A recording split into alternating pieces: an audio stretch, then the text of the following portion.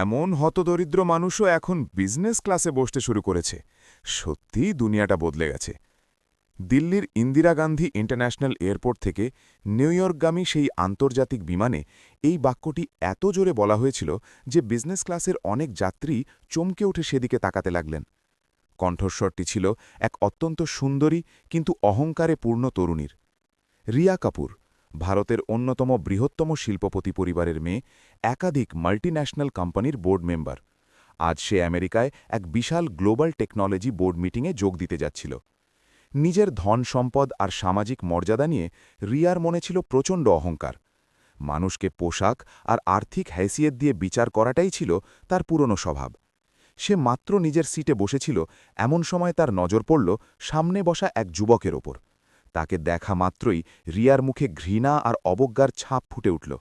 সেই যুবক ছিল অত্যন্ত সাধারণ পোশাকে, সাদা রঙের সাধারণ শার্ট, সাধারণ জুতো, কোনো ব্র্যান্ডের ছাপ নেই এমন একটি ব্যাগ, এবং মুখে এক শান্ত আর স্থির হাসি। যুবকটির নাম ছিল সিদ্ধার্থ মালহোত্রা। বিমানে তার সঙ্গে আরও দুজন লোক ছিল যারা সামান্য দূরত্বে বসেছিল। দেখতে তাদের সাধারণ যাত্রী মনে হলেও তাদের তীক্ষ্ণ দৃষ্টি প্রতি মুহূর্তে সিদ্ধার্থের ওপর নিবদ্ধ ছিল। আসলে তারা ছিল সিদ্ধার্থের ব্যক্তিগত সিকিউরিটি গার্ড। কিন্তু এই সত্য সম্পর্কে সেখানে উপস্থিত কারোরই বিন্দুমাত্র ধারণা ছিল না। রিয়া সিদ্ধার্থকে আপাদম মস্তক একবার দেখল এবং বিরক্তিতে নাক সেটকাল। এরপর সে উচ্চস্বরে ডেকে বলল, এয়ার হোস্টেস, একটু এদিকে শুনুন তো। এয়ার হোস্টেস হাসি মুখে এগিয়ে এসে বলল, ইয়েস ম্যাম, আমি আপনাকে কিভাবে সাহায্য করতে পারি? রিয়া আঙ্গুল তুলে সিদ্ধার্থের দিকে ইশারা করে বলল, আগে এটা বলুন যে আপনারা টিকিট চেক করেন কিনা, নাকি যে কেউ এখানে ঢুকে পড়ে? এয়ার হোস্টেস কিছুটা অবাক হয়ে বলল, ম্যাম, আপনি ঠিক কি বোঝাতে চাইছেন? রিয়া ব্যঙ্গাত্মক সুরে বলল, আমার কথা পরিষ্কার, এই লোকটা এখানে কি করছে? ওর পোশাক দেখুন, ওর জুতো দেখুন, আর সেই কিনা বিজনেস ক্লাসে বসে আছে। রিয়ার কথা শুনে পুরো বিজনেস ক্লাসের যাত্রীরা এখন তাদের দিকে তাকাতে লাগল। রিয়া অবজ্ঞার হাসি হেসে আবারও বলল, আমার পুরোপুরি বিশ্বাস যে ওর টিকিট ইকোনমি ক্লাসের হবে, ভুল করে এখানে এসে বসেছে। এয়ার হোস্টেস এবার সিদ্ধার্থের দিকে তাকাল। রিয়ার কথা শুনে তার মনেও হালকা সন্দেহের উদ্রেক হল। সে বিনীতভাবে বলল, স্যার, আমি কি আপনার বোর্ডিং পাসটা একবার দেখতে পারি? সিদ্ধার্থ বিন্দুমাত্র বিরক্ত না হয়ে শান্তভাবে নিজের টিকিটটা বের করে দিল।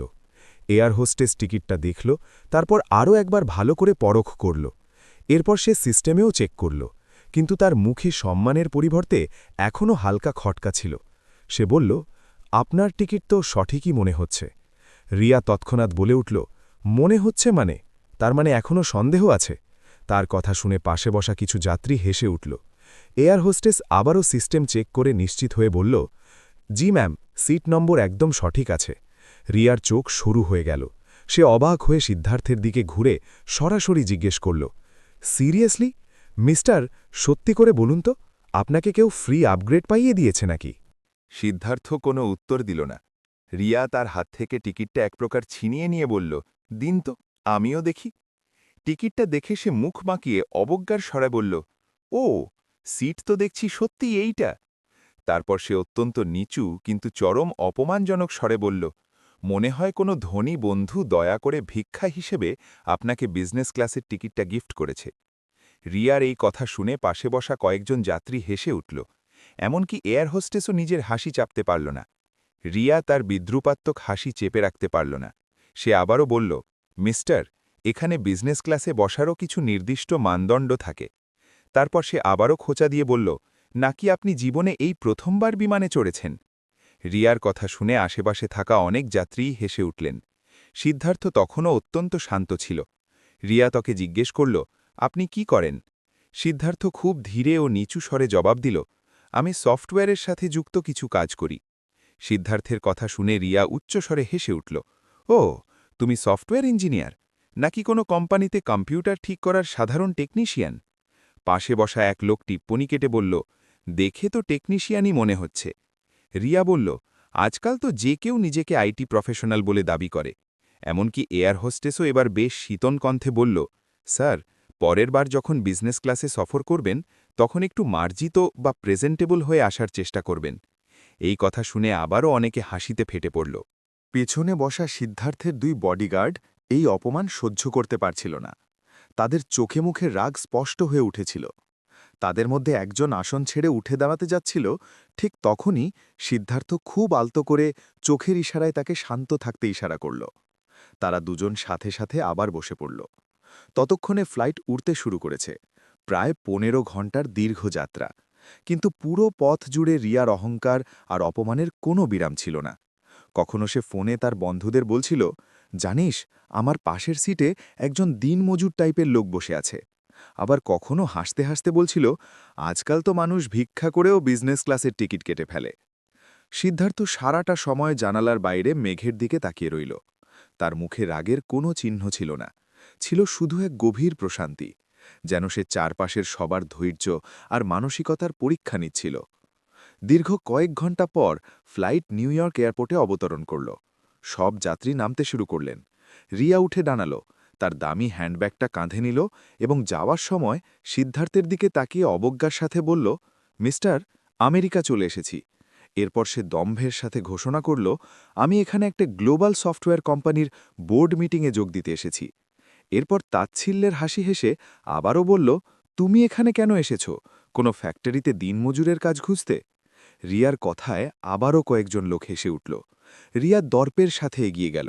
এয়ারপোর্টের বাইরে তার জন্য একটি বিলাসবহুল গাড়ি আগে থেকেই দাঁড়িয়েছিল।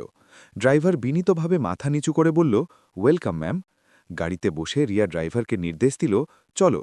গাড়িটি দ্রুত গতিতে বিমানবন্দর ছেড়ে বেরিয়ে গেল। সিদ্ধার্থ কিছুক্ষণের জন্য সেখানেই স্থির হয়ে দাঁড়িয়ে রইল। এয়ারপোর্টের বাইরে তখন হালকা শীতল হাওয়া বইছিল। হঠাৎ দূর থেকে এক সারি কালো রঙের বিলাসবহুল গাড়ির কাফেলা দ্রুত গতিতে আসতে দেখা গেল। 1, 2, 3 গুনে গুনে 10টি লাক্সারি গাড়ি। সবকটি গাড়ি এসে সিদ্ধার্থের সামনে সারিবদ্ধভাবে থামল। সব ড্রাইভার এবং সিকিউরিটি অফিসাররা গাড়ি থেকে নেমে এলেন এবং সবাই একযোগে মাথা নত করে উচ্চস্বরে অভিবাদন জানালেন, welcome to America, mister Siddharth Malhotra. আশেপাশে দাঁড়িয়ে থাকা সাধারণ মানুষ এই দৃশ্য দেখে স্তম্ভিত হয়ে গেল।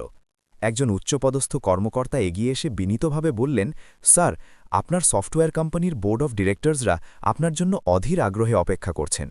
আজকের মিটিংটি কোম্পানির ভবিষ্যতের জন্য অত্যন্ত গুরুত্বপূর্ণ। সিদ্ধার্থ সামান্য হেসে মাথা নাড়ল এবং গাড়িতে গিয়ে বসল। কেউ কল্পনাও করতে পারেনি যে সাধারণ পোশাকে থাকা এই শান্ত যুবকটি অ্যাকচুয়ালি বিশ্বের অন্যতম বৃহত্তম সফটওয়্যার কোম্পানির মালিক এবং সিইও। কিন্তু গল্পের আসল চমক তখনও বাকি ছিল, কারণ সিদ্ধার্থ যে কোম্পানির মিটিংয়ে যোগ দিতে যাচ্ছিলেন, সেই কোম্পানির বোর্ড মেম্বারদের মধ্যে অন্যতম একটি নাম ছিল রিয়া কাপুর। রিয়া ঘুণাক্ষরেও টের পায়নি যে বিমানে পুরো পথ জুড়ে সে যাকে তুচ্ছতাচ্ছিল্য আর অপমান করেছে, সেই ব্যক্তিটি আসলে তার কোম্পানির সর্বেসর্বা মালিক। নিউ ইয়র্কের সেই শীতল সকালে 10টি কালো বিলাসবহুল গাড়ির কাফেলা ধীরে ধীরে শহরের দিকে এগিয়ে যাচ্ছিল। মাঝখানের গাড়িতে বসেছিলেন সিদ্ধার্থ মালহোত্রা, যাকে কিছুক্ষণ আগেই সবাই অবজ্ঞা করেছিল। তিনি আসলে মালহোত্রা গ্লোবাল টেকনোলজিসের কর্ণধার। তার কোম্পানির উদ্ভাবিত টেকনোলজি বিশ্বের 70টিরও বেশি দেশে ব্যবহৃত হয়। প্রযুক্তির জগতে তার নাম এতটাই প্রভাবশালী যে বিশ্বের বড় বড় সরকারগুলো তার সাথে প্রজেক্ট করতে মুখিয়ে থাকত। তবুও সিদ্ধার্থ সাধারণ থাকতেই ভালোবাসতেন। তিনি বিশ্বাস করতেন, মানুষের আসল পরিচয় তার পোশাকে নয়, বরং তার কাজ এবং স্বভাবে থাকে। গাড়িগুলো দ্রুত শহরের দিকে এগিয়ে যাচ্ছিল। রাস্তার মানুষজন সেই রাজকীয় কাফেলা দেখে বিস্মিত হচ্ছিল। কিছুক্ষণ পর গাড়িটি একটি অত্যন্ত অভিজাত 5 স্টার হোটেলের সামনে থামল। হোটেলের পুরো স্টাফ আগে থেকেই অভ্যর্থনা জানাতে বাইরে সারিবদ্ধভাবে দাঁড়িয়েছিল। সিদ্ধার্থ গাড়ি থেকে নামতেই হোটেলের ম্যানেজার মাথা নিচু করে বললেন, welcome back to New York, mister Malhotra. Siddharth মৃদু হেসে হোটেলের ভিতরে প্রবেশ করল। তার বডিগার্ড এবং ব্যক্তিগত সহকারীরাও সাথে ছিল। হোটেলের সবচেয়ে বিলাসবহুল প্রেসিডেন্সিয়াল স্যুটে পৌঁছানোর পরপরই তার অ্যাসিস্ট্যান্ট ফাইল হাতে এগিয়ে এসে বলল, স্যার, বোর্ড মিটিং আজ দুপুর 12টায়। সব বোর্ড মেম্বাররা পৌঁছে গেছেন। সিদ্ধার্থ শান্ত গলায় বলল, ঠিক আছে, আগে একটু বিশ্রাম নেওয়া যাক। সে তার কামরার জানালার পাশে দাঁড়িয়ে নিউ ইয়র্কের গগনচুম্বী অট্টালিকাগুলোর দিকে তাকিয়ে রইল। কিন্তু তার মনে বারবার ফ্লাইটের সেই দৃশ্যগুলো ভেসে উঠছিল। রিয়া কাপুরের সেই দম্ভ, তার বিদ্রুপাত্মক হাসি আর শব্দগুলো সিদ্ধার্থের মনে পড়ে গেল। তার ঠোঁটের কোণে এক চিলতে হাসি ফুটে উঠল। সে মনে মনে ভাবল, মাঝে মাঝে ঈশ্বর মানুষকে নিজেই তার আসল আয়না দেখিয়ে দেন। অন্যদিকে রিয়া কাপুর নির্দিষ্ট সময়ের আগেই মিটিংয়ের জন্য পৌঁছে গিয়েছিল। এই মিটিংটি হতে যাচ্ছিল মালহোত্রা গ্লোবাল টেকনোলজিজের প্রধান সদর দপ্তরে, যা ছিল নিউ ইয়র্কের সবচেয়ে উঁচু আর আধুনিক অফিস টাওয়ারের একটি। সে সেখানে পৌঁছনো মাত্রই দেখল পুরো অফিসে এক অস্বাভাবিক ব্যস্ততা। শীর্ষ কর্মকর্তারা এদিক ওদিক ছোটাছুটি করছেন, সবাই চূড়ান্ত প্রস্তুতিতে ব্যস্ত। রিয়া এক কর্মচারীকে জিজ্ঞেস করল, ব্যাপার কি, এত আয়োজন কিসের জন্য? কর্মচারীটি উত্তর দিল, ম্যাম, আজ কোম্পানির সিইও নিজেই মিটিং পরিচালনা করবেন। রিয়া হালকা মাথা নেড়ে সায় দিল। সে ভাবল, যাক, তবে আজ তার সাথে প্রথমবারের মতো দেখা হবে। আসলে রিয়া এই কোম্পানিতে নতুন বোর্ড মেম্বার হিসেবে যোগ দিয়েছিল, তাই সে কখনো সিইওকে সরাসরি দেখেনি। সে শুধু এটুকুই জানত যে এই কোম্পানির মালিক বিশ্বের অন্যতম ধনী ও প্রভাবশালী প্রযুক্তি উদ্যোক্তা, কিন্তু তার চেহারা বা আসল পরিচয় রিয়ার কাছে অজানাই ছিল। মিটিং হলটি ছিল অত্যন্ত রাজকীয়। একটি বিশাল লম্বা টেবিল, চারপাশে বড় বড় স্ক্রিন, আর টেবিল ঘিরে বসে আছেন বিশ্বের বাঘা বাঘা বিজনেস লিডাররা। রিয়াও গিয়ে নিজের নির্দিষ্ট আসনে বসল, কিন্তু তার চেহারায় সেই পরিচিত দম্ভ তখনও অটুট ছিল। সে মনে মনে ভাবছিল, দেখা যাক এই সিইও কত বড় মাপের মানুষ। এদিকে হোটেলে সিদ্ধার্থ তৈরি হয়ে নিয়েছিল। এখন আর তাকে সেই সাধারণ পোশাকের যুবক বলে মনে হচ্ছিল না। সে একটি অত্যন্ত দামি কালো রঙের স্যুট পরেছিল, নিখুঁতভাবে সেট করা চুল, আত্মবিশ্বাসে ভরপুর চেহারা, আর চোখের গভীরে এক অটল প্রশান্তি। তার গাড়ির কাফেলা আবার তৈরি। কাফেলাটি নিউ ইয়র্কের রাস্তা দিয়ে দ্রুত বেগে ছুটতে লাগল। কিছুক্ষণের মধ্যেই গাড়িটি সেই বিশাল কাঁচের ভবনের সামনে এসে থামল, যেখানে কোম্পানির হেডকোয়ার্টার অবস্থিত। অফিসের বাইরে আগে থেকেই অনেক শীর্ষ কর্মকর্তা দাঁড়িয়েছিলেন। সবাই তার আগমনের অপেক্ষায় ছিলেন। গাড়ি থামামাত্র সবাই সোজা হয়ে দাঁড়ালেন। দরজা খুলল এবং সিদ্ধার্থ মালহোত্রা গাড়ি থেকে নামলেন। সবাই একযোগে মাথা নত করে বললেন, গুড মর্নিং স্যার।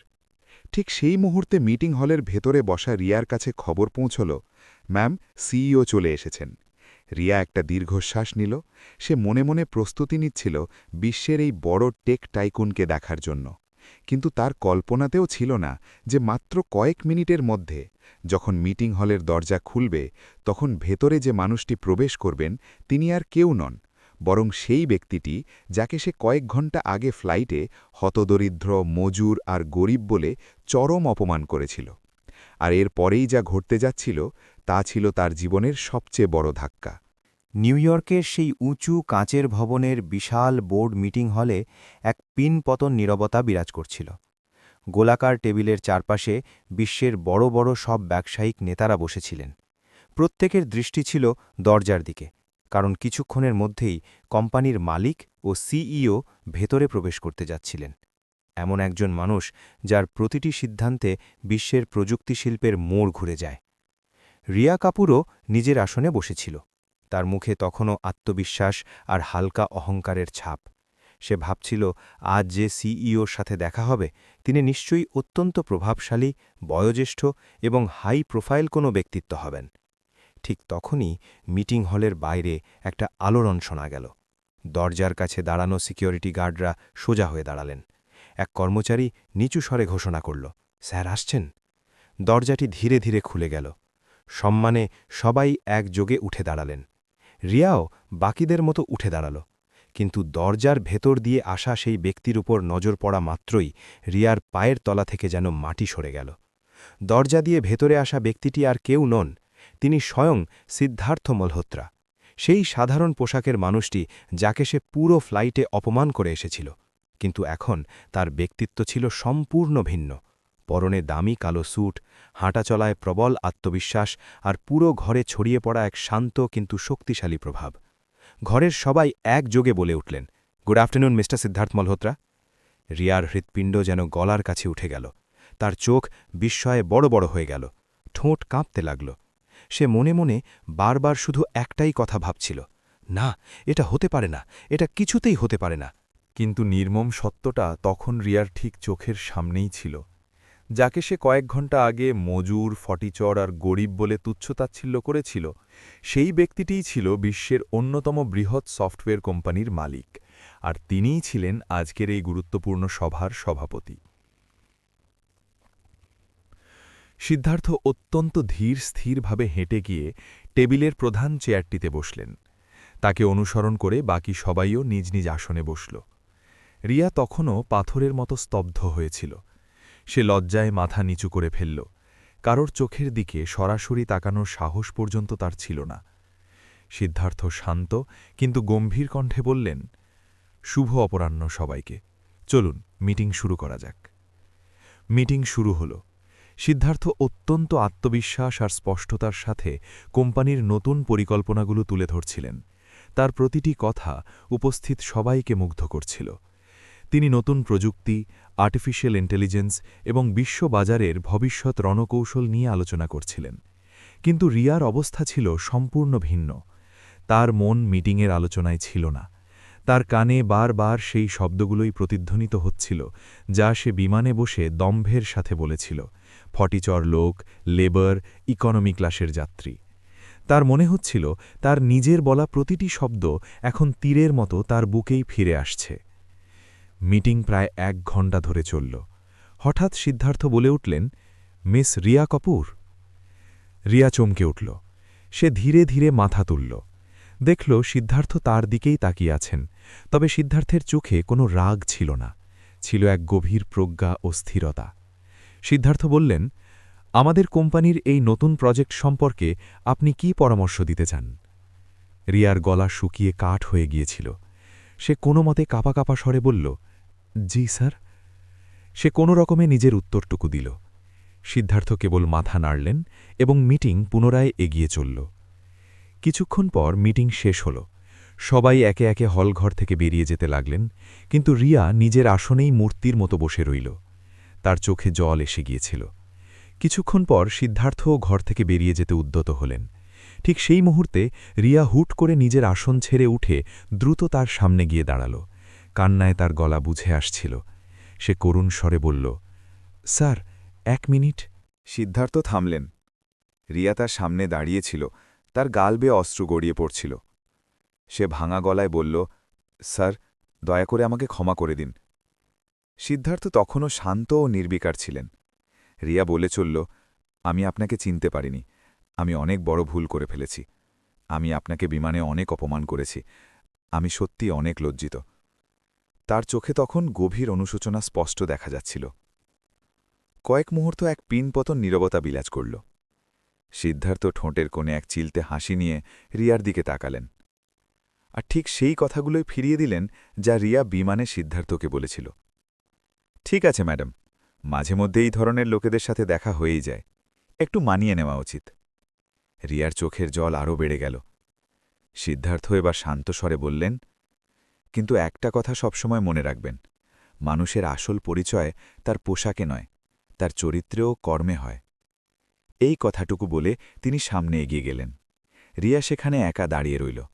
তার জীবনের সবচেয়ে বড় অহংকার আর দম্ভ সেদিন চুরমার হয়ে মাটির সাথে মিশে গিয়েছিল। তবে গল্পটি এখানেই শেষ হয়নি, কারণ পরবর্তী কয়েকদিনে রিয়ার জীবনে এমন এক পরিবর্তন আসতে চলেছিল যা কেউ কল্পনাও করতে পারেনি। বোর্ড মিটিং শেষ হওয়ার পর রিয়া কাপুর অনেকটা সময় সেই বিশাল হলের নিস্তব্ধতায় দাঁড়িয়ে নিজের ভুলগুলো অনুধাবন করতে লাগল। তার মনের ভেতরে তখন এক প্রবল ঝড় বইছিল। বারবার সেই কথাগুলোই কানে বাজছিল। মাঝে মাঝে এই ধরনের লোকেদের সাথে দেখা হয়েই যায়, একটু মানিয়ে নেওয়া উচিত। এটি সেই একই বাক্য ছিল যা সে বিমানে সিদ্ধার্থ মালহোত্রাকে বলেছিল, আর আজ সেই একই কথা তার সামনে আয়নার মতো দাঁড়িয়েছিল। রিয়া জীবনে প্রথমবার নিজের কাজের জন্য মনে মনে লজ্জিত হল। সে জীবনে অনেক মানুষকে ছোট বা তুচ্ছ মনে করেছিল, কিন্তু আজ সে উপলব্ধি করল যে প্রকৃত অর্থে ছোট আসলে কে ছিল। অন্যদিকে সিদ্ধার্থ মালহোত্রা নিজের অফিসের কেবিনে পৌঁছে গিয়েছিলেন। নিউ ইয়র্কের সেই উঁচু টাওয়ারের একদম ওপরের তলায় অবস্থিত তার কেবিন থেকে পুরো শহরের দৃশ্য দেখা যেত। তার অ্যাসিস্ট্যান্ট এসে বলল, স্যার, মিটিং খুব চমৎকার হয়েছে। সব বোর্ড মেম্বার আপনার সিদ্ধান্তে বেশ প্রভাবিত। সিদ্ধার্থ সামান্য হাসলেন, কিন্তু তার মাথায় তখনও বিমানের সেই দৃশ্যটি ঘুরপাক খাচ্ছিল। তিনি জানতেন যে পৃথিবীতে এমন অনেক মানুষ আছে যারা অন্যকে কেবল তার পোশাক আর সামাজিক মর্যাদা দিয়ে বিচার করে। তবে তিনি এটাও জানতেন যে সময় বা জীবন মাঝে মধ্যে এমন মানুষকে নিজেই উপযুক্ত শিক্ষা দিয়ে দেয়। পরবর্তী কয়েকদিন কেটে গেল। রিয়া আর আগের মতো উদ্ধত ছিল না। অফিসে তার ব্যবহার পুরোপুরি বদলে গিয়েছিল। যে মেয়েটি আগে সবার সাথে চড়া গলায় কথা বলত, সেই এখন সাধারণ কর্মচারীদের সাথেও অত্যন্ত নম্রভাবে কথা বলত। অফিসের সবাই অবাক হয়ে গিয়েছিল যে হঠাৎ রিয়ার মধ্যে এত বড় পরিবর্তন কিভাবে এলো। একদিন কোম্পানির ক্যাফেটেরিয়ায় এক নতুন কর্মচারী ভুলবশত কফি ফেলে দিয়েছিল। আগেকার রিয়া হলে হয়তো তাকে সবার সামনে অপমান করত, কিন্তু সেদিন রিয়া নিজে হাতে টিস্যু তুলে নিয়ে শান্তভাবে বলল, ঠিক আছে, কোনো ব্যাপার না, ভুল তো মানুষেরই হয়। পাশে দাঁড়িয়ে থাকা কর্মচারীরা এই দৃশ্য দেখে রীতিমতো স্তম্ভিত হয়ে গেল। সিদ্ধার্থ এই সূক্ষ্ম পরিবর্তনগুলো লক্ষ্য করছিলেন। তিনি মানুষের আচরণ বুঝতে অত্যন্ত দক্ষ ছিলেন। এক সন্ধ্যায় অফিসের সব কাজ শেষ হবার পর রিয়া দ্বিধাভরে সিদ্ধার্থের কেবিনের সামনে এসে দাঁড়াল। তার বুক তখন দ্রুত কাঁপছিল। সে দরজায় টোকা দিল। ভেতর থেকে শান্ত কণ্ঠস্বর ভেসে এলো, ভেতরে আসুন। রিয়া ভেতরে ঢুকল। কয়েক মুহূর্ত দুজনের মধ্যে এক নিস্তব্ধতা বিরাজ করল। রিয়া নিচু স্বরে বলল, স্যার, আপনার যদি হাতে কিছুটা সময় থাকে তবে আমি কিছু বলতে চাই। সিদ্ধার্থ শান্ত গলায় বললেন, বলুন। রিয়ার চোখে তখন এক অদ্ভুত সততা ছিল। সেই দম্ভের লেশমাত্র ছিল না যা বিমানে দেখা গিয়েছিল।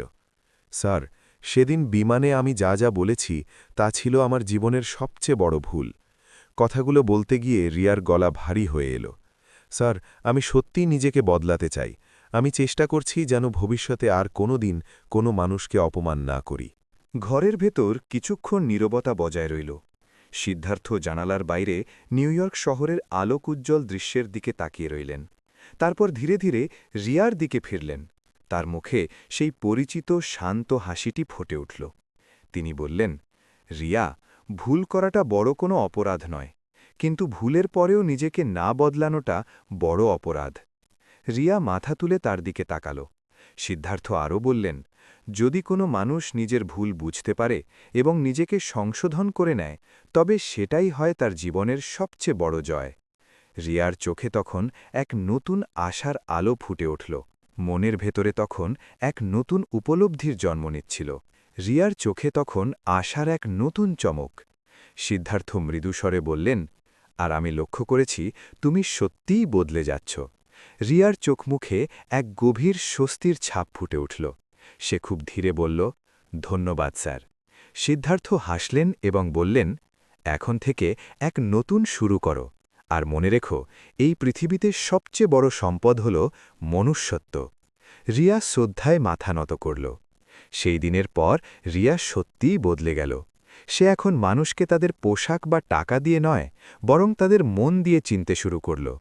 অনেক বছর পর যখন মানুষ সেই কোম্পানির সাফল্যের কাহিনী বর্ণনা করত, তখন তারা এটাও বলত যে একবার বিমানে হওয়া একটি ছোট্ট অপমান কিভাবে একজনের অহংকার ভেঙে তাকে এক উন্নততর মানুষে পরিণত করেছিল।